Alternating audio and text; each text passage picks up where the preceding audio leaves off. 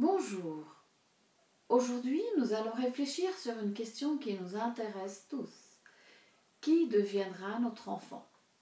Cette réflexion sera autour du passage de Luc, chapitre 1, 57 à 66. Le temps où Élisabeth devait accoucher est arrivé. Elle a enfanté un fils. Ses voisins et ses parents ont appris que le Seigneur avait fait éclater envers elle sa miséricorde, et ils se sont réjouis. Le 8e jour, ils sont venus pour circoncire l'enfant, et ils l'appelaient Zacharie, du nom de son père. Mais sa mère a pris la parole et elle a dit « Non, il sera appelé Jean ».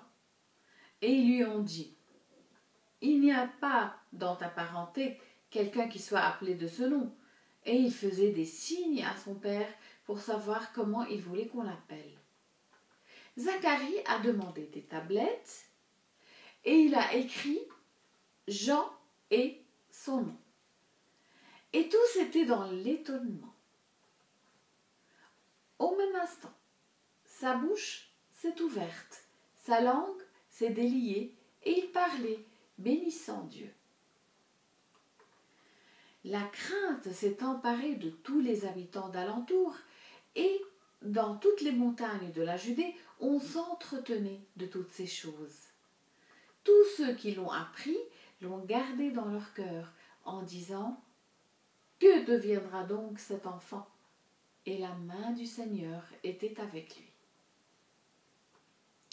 Souvenez-vous qu'environ 9 mois avant les incidents racontés dans le passage d'aujourd'hui, un ange est apparu au grand prêtre Zacharie pour lui annoncer la bonne nouvelle, celle que ses prières pour avoir un enfant avaient été exaucées. Mais l'ange lui dit « N'aie pas peur, Zacharie, car ta prière a été exaucée. Ta femme Élisabeth t'enfantera un fils et tu lui donneras le nom de Jean. » Luc 1, 13. Pour avoir douté des paroles de l'ange, Zacharie est resté muet jusqu'à la naissance de l'enfant. C'est à ce moment-là qu'il a retrouvé sa voix. Bien qu'il puisse y avoir beaucoup de sujets de réflexion autour de ce passage, il y a des détails importants qui échappent souvent à notre attention.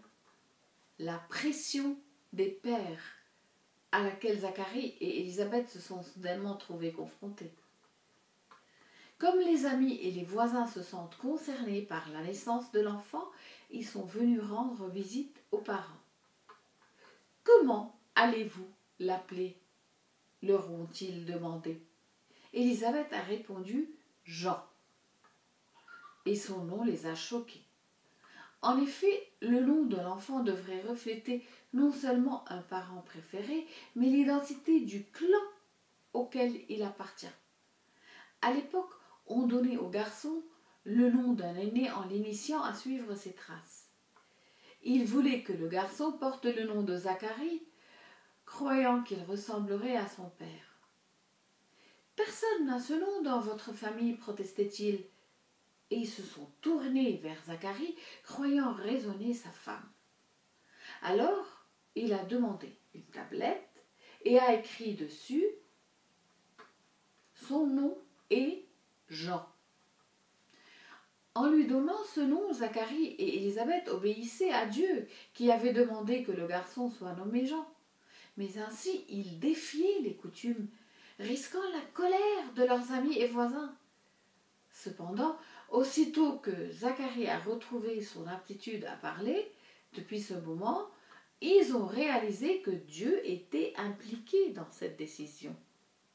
Ils ont également réalisé que la main de Dieu était sur l'enfant et ils se sont demandé « Que deviendra donc cet enfant dans l'avenir ?» Lorsque votre enfant est né, vous êtes-vous demandé « Que deviendra mon enfant ?»